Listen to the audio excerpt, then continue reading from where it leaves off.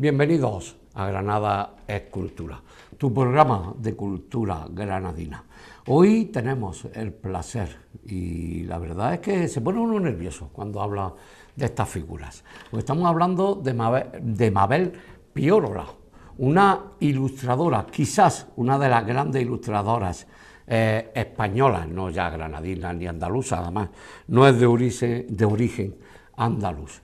Estamos hablando de una de las grandes figuras de la ilustración en España y la tenemos hoy aquí en nuestro estudio. Hola, buenas. Hola, buenos días. Oye, que eso de como gran ilustradora, porque además, entre otros miles de premios, por cierto, ¿dónde pones los premios? ¿Los pones como Marlon Brando en el cuarto baño? No, los hago como cuando era niña, los escondo. ¿Los escondes? Para que no me regañen. Sí, ¿por qué? Pues porque no le doy mucho valor realmente a lo que es, yo lo suelo llamar ridiculum en lugar de currículum. Sí, sí. Porque realmente no me considero artista, me considero ser humano y eso es otra cosa, otra calidad. Y por lo tanto los premios, solo hay uno que tengo asomado en el estudio, encima de un mueble, que es una figura preciosa que hizo Alfonso Ruano, que es otro ilustrador que trabajó mucho para la editorial SM y que fue el Premio Internacional de Ilustración, Sí. que es un trofeo preciosísimo. Sí, pero además... Pero las placas guardadas, porque las de plata se ensucian enseguida. Hay que quitarle el polvo, ¿no? Y demás, ¿no? Y además de eso, tiene el Apeles Mestres, que es uno de los grandes premios, ¿no? Tenía Sí. varias nominaciones. Eso fue Además, a los comienzos de este oficio, pues por insistencia, por persistencia, yo creo que lo gané. Y no lo gané con el mejor de mis cuentos. Yo me presenté 3 veces, una vez para ver si yo era ilustradora, para probar. La siguiente vez quedé finalista de nuevo, segundo premio, y oí que decían que era un cuento pues demasiado meticuloso. Y bueno, dije, pues el siguiente me presento a brochazo limpio. Y presenté otro a brochazo limpio y volvió a quedar finalista. Y yo dije, yo ya no me presento más porque me he expresado en formas muy diferentes y no hay manera de ganar esto.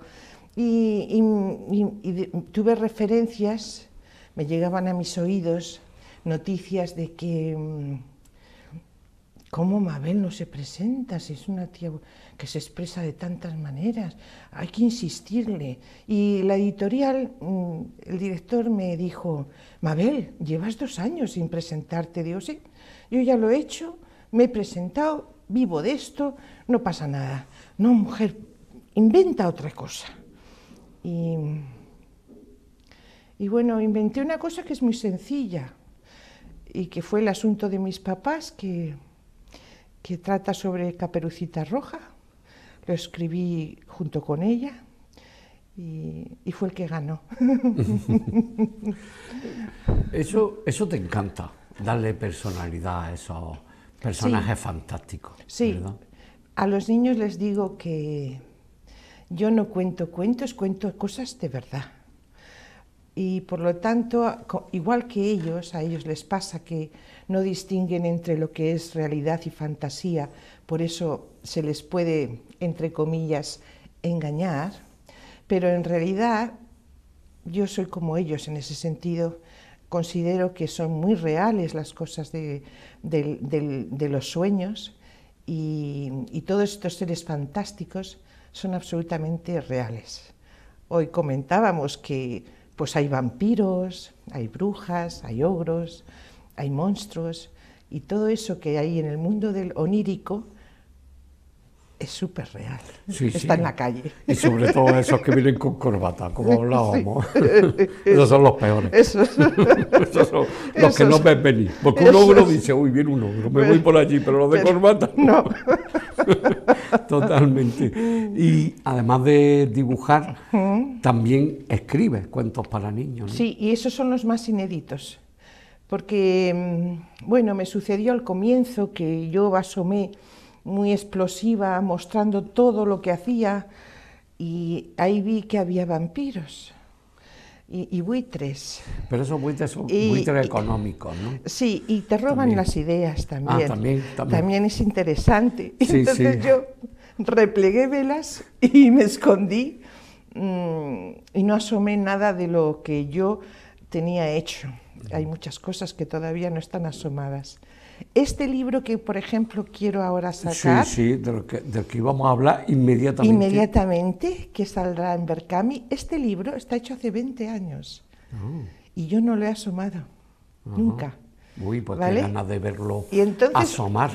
de los no asomados hay un montón, así, un pilón, pero no lo voy a asomar. ¿Y no se podría ver ese pilón de no asomados? No, Vaya, hombre. ni mencionarlos. Sin mencionarlo, no sabemos que existe. No sabemos que existen, todavía no. Este es del que íbamos a hablar, y principalmente no solo por hablar de tu carrera, que es extensa y maravillosa y estupenda, de la que 40 años seguiremos da después. mucho de sí. Sí, además, como decía antes, que vives del cuento. Vivo ¿no? del cuento, sí. A veces del cuento ajeno, de ilustrar cuentos ajenos, ¿no? Mucho, mucho. Me han venido muchísimos. Es lo que yo sobre todo trabajo, de ilustrar a otros escritores.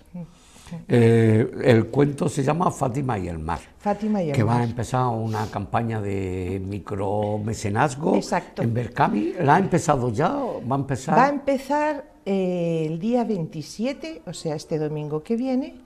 El día 27 de enero comienza a las 10 menos 10 de la mañana y termina el 8 de marzo, el Día Internacional de la Mujer y el Día de San Juan de Dios, que me encanta porque, bueno, es un santo especial también, porque no solo, bueno, es el patrón de hospitales, enfermeros, alcohólicos, camilleros, a su vez, además de patrón de todo ello, es patrón de los vendedores de libros. Y me parece fascinante porque, bueno, ¿qué tendrá que ver? Pues sí, los libros curan el alma. Sí, y te transportan a otros mundos, ¿no? Sí, te hacen viajar. Te sacan del tuyo, ¿no? Por lo menos. Fátima y el mar, que está dibujado con agua de mar. Exacto. ¿De qué mar? ¿Del Mediterráneo? Del Mediterráneo. Porque si dices que hace 20 años, hay que decir que Mabel, que vives en Granada, en la provincia de Granada, Sí. pero que eres madrileña, ¿no? Sí. Viviendo muchos años en Cataluña. Sí. ¿De dónde es ese mar entonces? ¿De Madrid no? No, Porque de Madrid no hay tienen Ahí mar, no, ahí no. tienen mieses, Tienen- mieses de trigo, que puede ser como un mar amarillo, pero Podría no haberlo es el mar. utilizado como pinceles. Sí, Trigo como de- el trigo sí. de La Mancha. Pero yo viví, cada 10 años he vivido en un lugar y viví 10 años delante del mar, en Sitges, Ah, y allí fue donde fue gestado este libro, ajá. con el agua del mar, del Mediterráneo, y pigmentos de batik, porque el cuento de Fátima y el mar es un cuento que su verdadero nombre, es un cuento de Erbiche, que su verdadero nombre es Fátima la hilandera. Y como ella tenía ese primer oficio, a mí me inspiró ese oficio para emplear qué material hacer, porque yo soy muy rápida en la ejecución, pero tardo mucho en pensar cómo lo hago. Y Fátima la hilandera me dijo, bueno, yo soy hilandera, yo tiño telas, y eso me trajo el batik, los pigmentos. Y como en las tintorerías se emplea la sal para que el pigmento agarre, como el papel es de algodón, pues me permite que no se modifique ni se estropee lo que son las manchas de acuarela. Sí, y los autores de cómics, por ejemplo, dibujan siempre en una 3. ¿Qué formato utilizas tú habitualmente para este Fátima y el mar, por ejemplo? De todo. Es un papel italiano de algodón puro, 100% de algodón, y siempre he empleado eso para todo. A veces hago preparaciones con él y le aplico unos materiales que son como yeso, o polvos de talco o papel de seda, pero siempre la base es ese papel fabriano se llama. Ajá. ¿Y en qué formato? ¿Chiquitito, más grande? De todo. Los cortas a gusto, ¿no? Sí, y además ya vienen preparados en unos cuadernos que están encolados todo el papel, y de esa manera tú puedes echar un cubo de agua, que el papel se arruga con el agua, pero en el momento en que queda seco, como la técnica de acuarela, vuelve otra vez a recuperar la forma porque están pegados. Ah, qué bueno. ¿Y dónde los compras? ¿Por internet o se pueden comprar en Granada? Sí, en tiendas de Bellas Artes lo encargas, hay papeles que son sueltos y luego los cuadernos, pero vienen de Italia. Ajá. Y otra cosa que aquí nos gustan mucho los procesos creativos. ¿Dibujas de noche, de día, al atardecer? ¿Tienes alguna manía a la hora de dibujar? Pues mira, yo dibujaba 16 horas al día hace años. No tenía freno. Era como estar con mis juguetes en una habitación perdida en el universo. Y de repente a los 30 años empecé a ver como doble. Decía, qué cosa más rara. Cuando mis hijos eran pequeños, pues yo dibujaba mucho por las noches. Y claro, por las mañanas le daba la teta, el biberón, los pañales, todas las cosas del vivir. Y a los 30 veía doble y decía, qué cosa más rara. Y fui al oculista y me dijo, ¿pero usted qué hace? Digo, dibujar en la cocina, porque dibujé durante 13 años en blanco y negro, no era capaz de ver el color, porque estaba muy triste. Y entonces me dice, ¿pero usted con qué luz está trabajando? Digo, con la luz de la cocina, de una lámpara sobre una mesa. Dice, usted tiene una vista de abuela. Y dije, Dios mío, ¿me va a poner gafas? Dice, sí, las necesita, vista cansada, pero como una abuela. Entonces, a partir de ese momento, bueno, dije, quizá no debo de trabajar por las noches. Trabajé con luz diurna y así es como trabajo. Ahora por la noche, para nada. A dormir, que está bien. Y he mantenido las mismas gafas. Sí, no ha aumentado, a Dios gracias. Ah, bueno, porque yo había pensado, digo, bueno, si a los 30 tienes a los 40 de abuela, a los 40 de bisabuela, ¿no? Digo yo, no sé. Pues no, finalmente, simplemente con esa atención, con ese cuidado tan sencillo de no trabajar con luz artificial, aunque sean luces buenas, no trabajo ya. Sí. Así que diurna. Antes, a micrófono cerrado, hemos comentado que, bueno, hace unos días falleció Lolo Rico, que para mí es una de las grandes directoras y guionistas de la historia de la infancia, ¿no?, de trabajar para niños.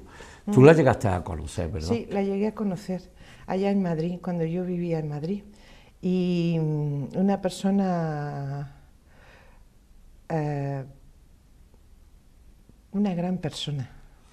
Y un ser humano precioso, creativo y que iba a su aire. Trató a los niños de usted, que es cosa que hay que agradecer, porque a los niños hay que tratarlos de usted.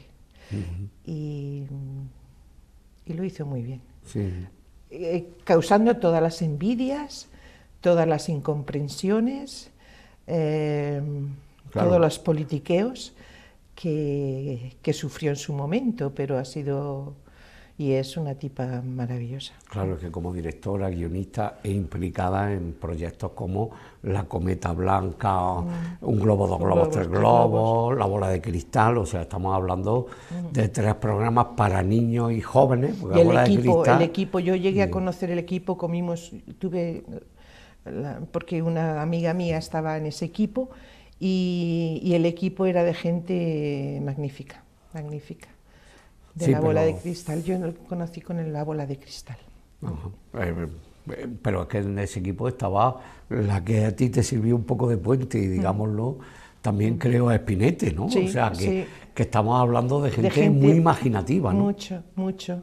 Y bueno, una cosa es tener imaginación y otra cosa es poderla aplicar. Quiero decir, coincidió en ese momento en que se les dio esa puerta abierta y ellos se dejaron llevar. Sí, y volviendo a ti, a Mabel, sé que tienes la manía, o lo dices, de ponerle nombre a los pinceles, que duran, pero ¿cuántos has tenido? ¿Cuántos habrás tenido en estos 40 años de carrera? Dios mío, muchísimos. He enterrado también a algunos, porque mueren, claro, son como seres humanos. Claro.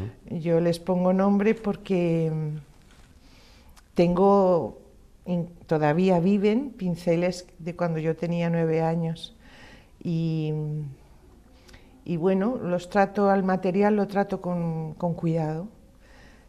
En definitiva, son las herramientas que a mí me sirven para expresarme.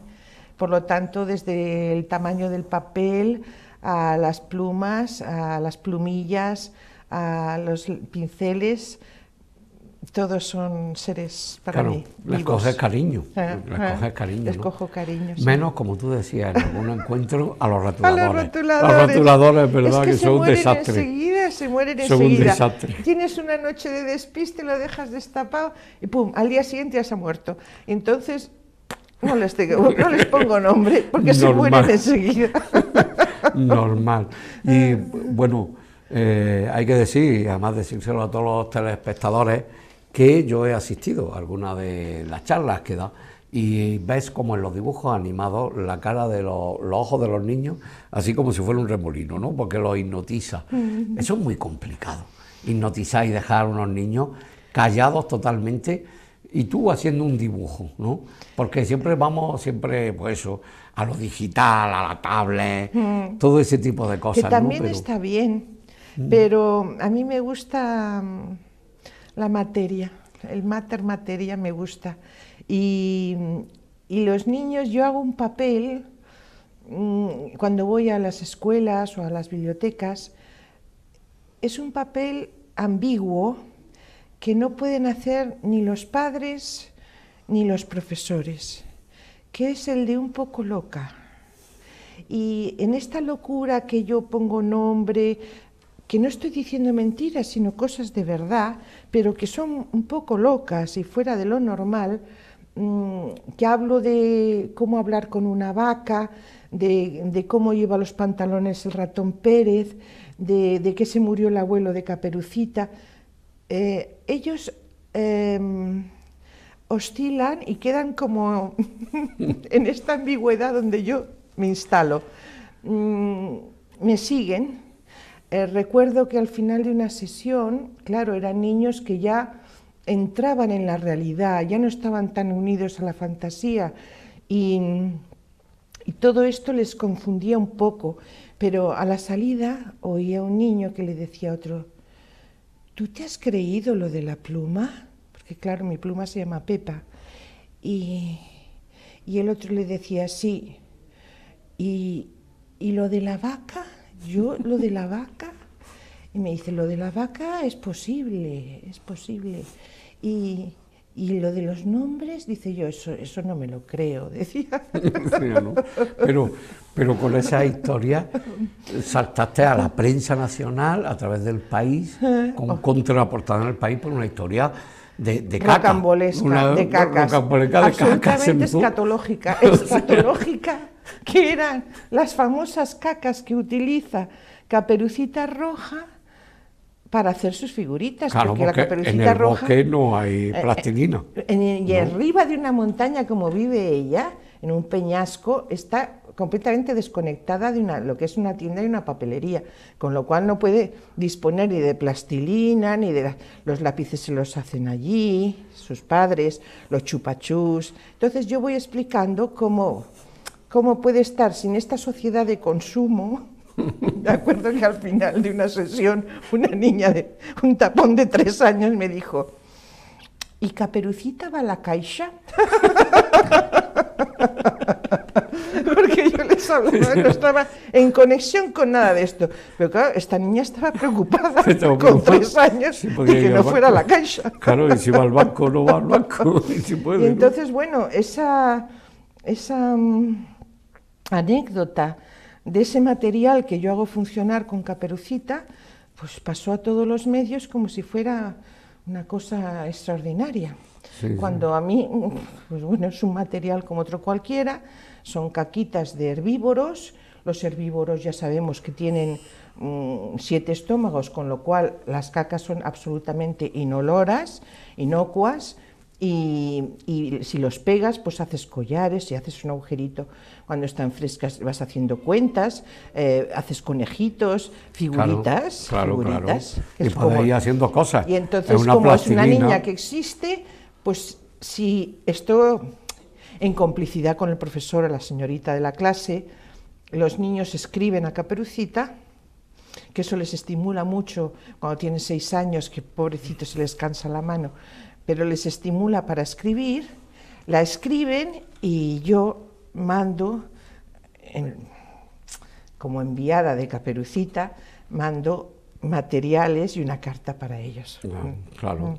No, pero es fabuloso, ¿no? Porque en esa Es un historia juego. esos niños en ese juego entran y además después yo creo que lo recuerdan con cariño, fíjate tú. Pues sí. No como un juego de Pues me sí. han engañado, sino No. qué No. bien que me dejé engañar, ¿no? Sí, porque ya te digo, para mí todo lo que es el mundo onírico es muy real. Sí, pero además dirán, trabajar para niños, qué bien, qué fácil. Pero yo creo que es el peor público.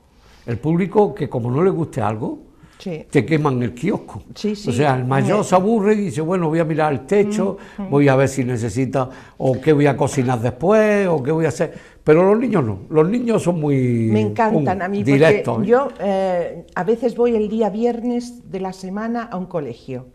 La profesora es el último día que los niños ya están al final de la semana, que están en una alteración. La profesora antes de entrar ya me va pidiendo disculpas. Perdona que es viernes, que fíjate que es que los niños están un poco movidos. Y claro, ni uno, nunca en la vida de todo mi oficio de contar cuentos ha habido alteración, para nada. Me escuchan absolutamente, luego me abrazan, otros me encanta porque se duermen. Y entonces esto significa que me están oyendo, pero de otra manera, como se tiene que oír cuando cuentas un cuento. Cuando cuentan un cuento te vas quedando así, Claro. en una entre aquí y allá, que me encanta. Y lo chifla, me chifla. Genial.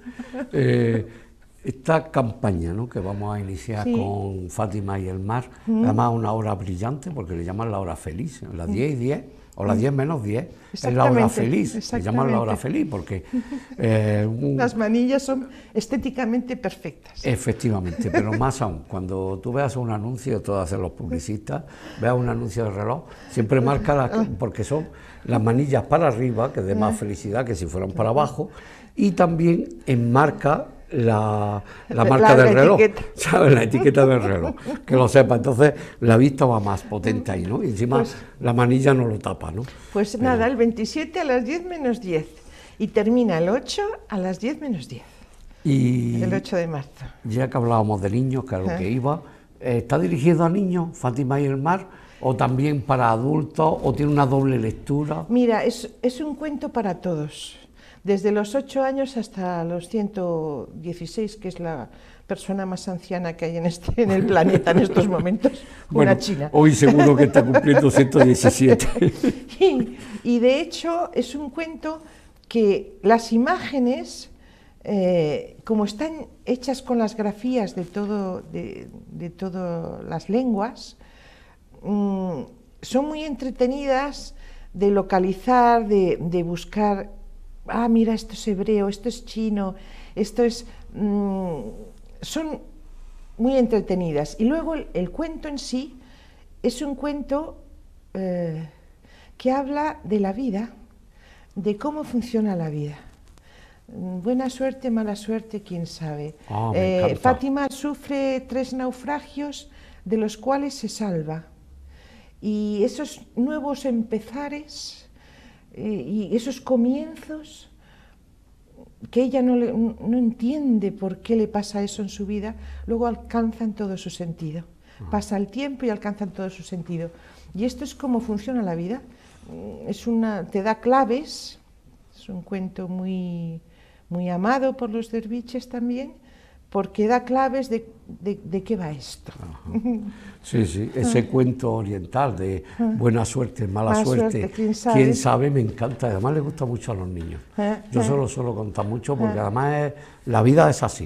Hay cosas que empiezan mal y acaban bien, cosas que empiezan bien y acaban mal. Todas se esconden detrás, quién sabe, ¿no? ¿Cómo irá la cuestión? Pues en Fátima pasa lo mismo, a pesar de esos 3 naufragios, de esos 3 nuevos comienzos, que no entiende por qué le pasa eso y pierde todo cuando ya lo ha conquistado, pues luego alcanza su sentido. Hacemos esta campaña porque nos vamos ahí, aunque parezca que no llevamos media hora aquí hablando pues entre cháchara. Tú y yo. Sí, sí, tenemos el pico de oro. Bueno, aparte que a mí siempre digo que aquí falta traer las zapatillas de estas por casa. Estoy por regalar un ejemplar a cada invitado que además gustosamente viene a divertirse con nosotros, echar un rato. Lo vamos a ver primero, ¿cuándo lo veremos en papel?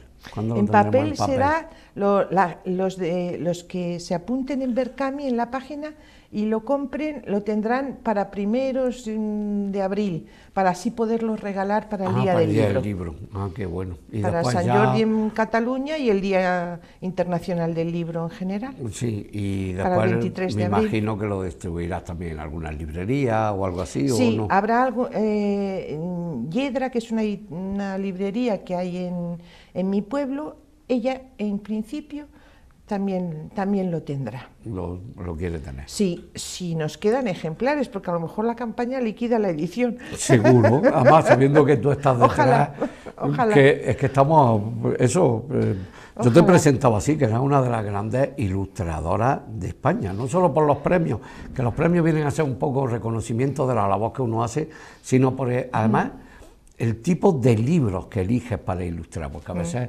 te llegan libros que dices, bueno, tengo que comer, tienes esa manía de comer y pagar alquiler todos los días. Pero yo he sido muy honesta con eso y he rechazado textos. Por eso que tú ilustras libros muy importantes, porque hay una campaña que lleva la Diputación de Granada ahora, que se llama La Mochila Violeta, si no mal recuerdo, que además tienen totalmente un libro editado para después ver cuáles son los libros adecuados, pues como coeducación, educación sexual para niños, en fin, todo ese tipo de libros educativos especiales, y el 60% son tuyos, por decirlo de alguna manera, o no sé si el 60 o el 50, pero que gran cantidad de ellos son. José Luis Ponce es el editor de Ediciones Bellaterra y es un hombre muy comprometido ideológicamente con las nuevas formas familiares y con las nuevas maneras de vivir que existen. Parece que son minoría, pero no tienen reflejo no tenían reflejo en la literatura. Y José Luis apuesta por ello. Sí. Pues nada, Mabel, que muchas gracias por venir. Gracias a ti, que he estado como en casa. Bueno, eso espero. No levanto los pies para que no vean las zapatillas. Las zapatillas que se nos hemos regalado al principio. Pues deberíamos de hacerlo. Que nada, nosotros nos vemos en Granada Escultura la semana que viene. Venga, hasta luego.